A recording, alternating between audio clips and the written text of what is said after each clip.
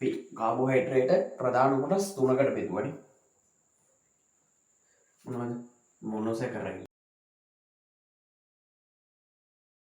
ඩයිසැකරයිඩ්,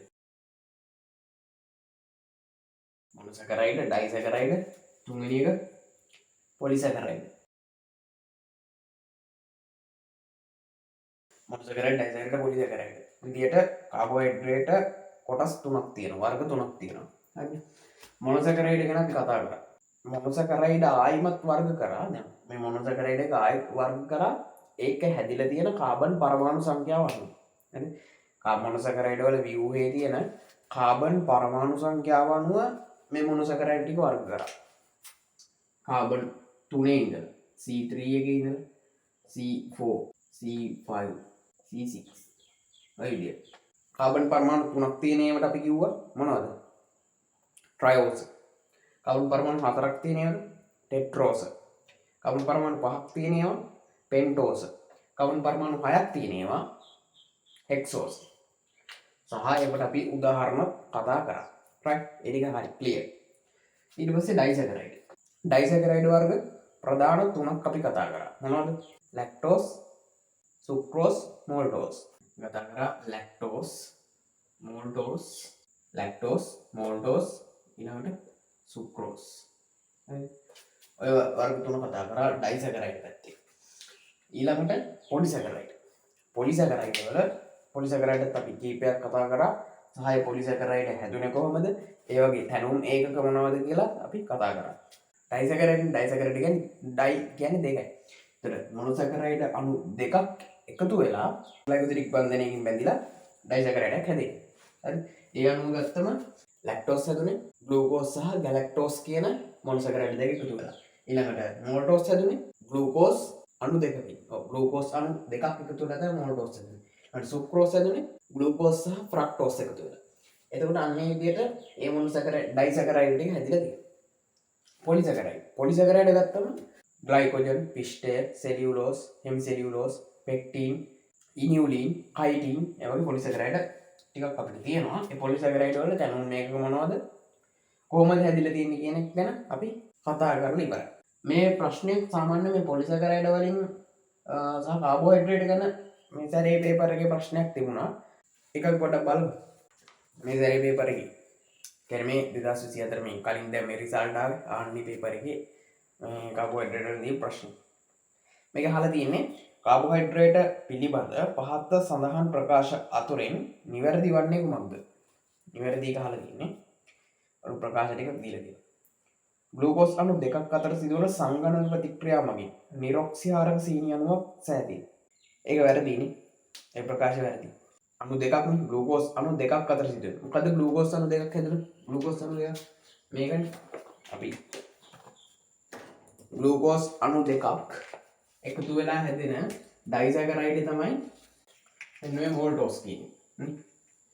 මෝල්ටෝස් හැදෙන්නේ ග්ලූකෝස් අණු දෙකක් එකතු වෙලා. එතකොට මේ කියන්නේ මේ ග්ලූකෝස් අණු දෙකක් අතර සිදුවන සංගණන ප්‍රතික්‍රියාව මගින් නිරොක්සිහාරක සීනි අණුවක් හැදෙනවා. මෙයා නිරොක්සිහාරකද? නෑ. එයා ඔක්සිහාරක. මෙයා ඔක්සිහාරක සීනිය. දැක්කනේ කෙලින්ම අපිට දීලා නැහැ. කෙලින් කියලා තියෙන්නේ ග්ලූකෝස් අණු දෙකක් අතර සිදුවන සංගණන ප්‍රතික්‍රියාව. එතකොට ඒකේ තැනුම් එකක අණු දෙක දීලා තමයි හන්නේ. ග්ලූකෝස් අණු දෙකක් අතර සිදුවන සංගණන ප්‍රතික්‍රියාව.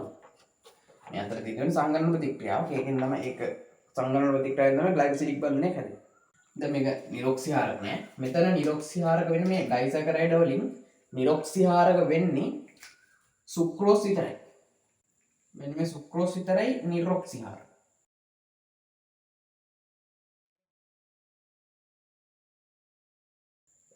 නිරොක්සිහාරක වෙන්නේ සුක්‍රෝස් විතරයි. හරි. මේ ලැක්ටෝස්, මෝල්ටෝස් දෙන්නම ඔක්සිහාරක සීනි. රයිට්. ඒ නිසා මේක වැරදි. දෙවනි ප්‍රකාශය කියනවා ගැලැක්ටෝස් යනු කීටෝස සීනි වර්ගයකි. ගැලැක්ටෝස් යනු කීටෝස සීනි වර්ගයක් නෑ. ගැලැක්ටෝස් අපි කතා කරන්නේ මොනොසැකරයිඩ් වල අපි කතා කරා. මොනොසැකරයිඩ් වර්ග ටික අපි දැම්මා. මොනොසැකරයිඩ් විශේෂයෙන් මේ හෙක්සෝස්. හෙක්සෝස් ටික දෙනවා මොනොසැකරයිඩ් වල. මෙන්න මේ හෙක්සෝස් කියන ටික. හෙක්සෝස් කියන ටික අපි වර්ග කරා ඇල්ඩෝස් සහ කීටෝස් විදියට. කියන්නේ ඇල්ඩිහයිඩ් කාණ්ඩයක් තියෙනවා නම් ඇල්ඩෝසයක් කිව්වා. කීටෝන් කාණ්ඩයක් තියෙනවා නම් ඒක කීටෝනයක් කිව්වා. කීටෝසයක් කිව්වනේ. ඒක අපි වර්ග කරා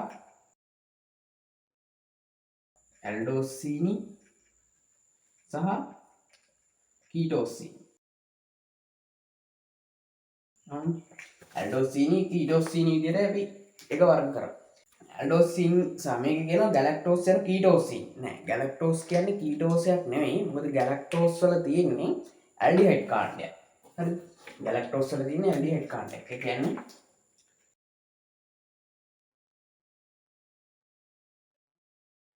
ඔහොම මේ කාබන් තමයි පහළට යන්නේ.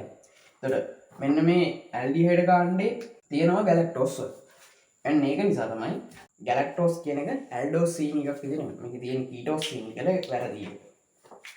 හරි. දෙවෙනි තුන්වෙනි ප්‍රකාශය ග්ලූකෝසැමින් දිලීරවල සංචිත සංඝටකවල තැනුම් මේකකයයි. ග්ලූකෝසැමින් දිලීරවල සංචිත සංඝටකවල. කතා කරන්නේ අපි. ඔව් දිලීරවල සංචිත සංඝටකය. සංචිත යාලගේ පොලිසැකරයිඩයක් නේ මොකද්ද? ග්ලයිකෝජන්. දිලීරවල තියෙන්නේ ග්ලයිකෝජන්. හරි. හරි. දිලීරවල ග්ලයිකෝජන්. ග්ලයිකෝජන් වල තැනුම් මේකකය මොකද්ද? ග්ලයිකෝජන් හැටියට තියෙන මොනවද කියන්නේ? ග්ලූකෝස්. ග්ලූකෝස් මොකක්ද කියන්නේ? දිලීර වල සංචිත ආහාරය නැත්නම් සංචිත සංඝටකය වෙන ග්ලයිකෝජන්. ග්ලයිකෝජන් හැදුනේ ග්ලූකෝස් බහු අවයවීකරණය වෙලා. නේ? ග්ලයිකෝජන් වල තැනුම් මේකකේ ග්ලූකෝස්. මේකේ තැනුම් මේකේ මේකේ තියෙන ග්ලූකෝසැමින් කියන්නේ. ග්ලූකෝසැමින් නෙමෙයි. ග්ලූකෝසැමින් කියන්නේ මොකේ එකද? ග්ලූකෝසැමින් කියන්නේ කයිටින් වල. කයිටින් වල. ග්ලූකෝසැමින් බහුවයවීකරණය වෙලා තමයි කයිටින් කියන එක හැදෙන්නේ. ඊළඟට ගැලැක්ටියුරෝනික් අම්ලය ශාකවල කියන්නේ හතරවෙනි ප්‍රකාශය ගැලැක්ටියුරෝනික් අම්ලය ශාකවල ව්‍යුහමය පොලිසැකරයිඩ් එක තැනුම් මේකකයයි. ගැලැක්ටියුරෝනික් අම්ලය මොන පොලිසැකරයිඩ් තැනුම් මේකකයද? පෙක්ටින් වල.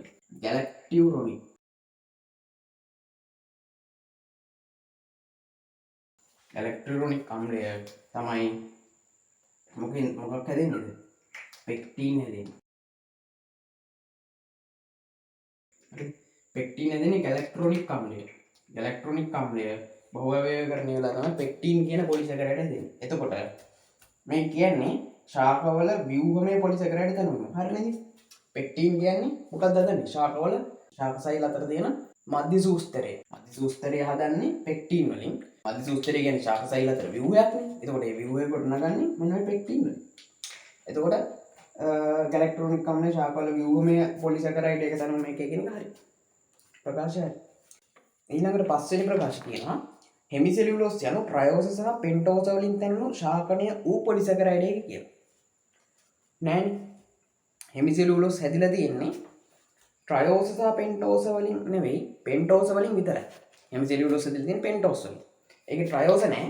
පෙන්ටෝස් විතරයි හෙමිසෙලියුලෝස් ඇතුලේ තියෙන්නේ. පෙන්ටෝස් බහුවයවීකරණය වෙලා තමයි හෙමිසෙලියුලෝස් හැදිලා තියෙන්නේ. හරි. එතකොට මේ ප්‍රකාශය වැරදි. එතකොට ඒකේ ප්‍රශ්නේ උත්තරේ එන්නේ දෙවෙනි එක ගැලැක්ට්‍රොනික් අම්ලය ශාකවල ව්‍යුහමය පොලිසැකරයිඩ් තැනුම් මේකකයි කියන්නේ. හරිනේ. ඔන්න ඔහොමයි සාමාන්‍යයෙන් දැන් එක්සෑම් එකේදී ප්‍රශ්න එන්නේ. මේ පාඩමෙන් ප්‍රශ්න එන්නේ. දැන් කාබෝහයිඩ්‍රේට් වලින් දැන් කාබෝහයිඩ්‍රේට් වල සම්පූර්ණ දැනුම ටික ඕනනේ මේ ප්‍රශ්නේ උත්තරේ වාගන්න.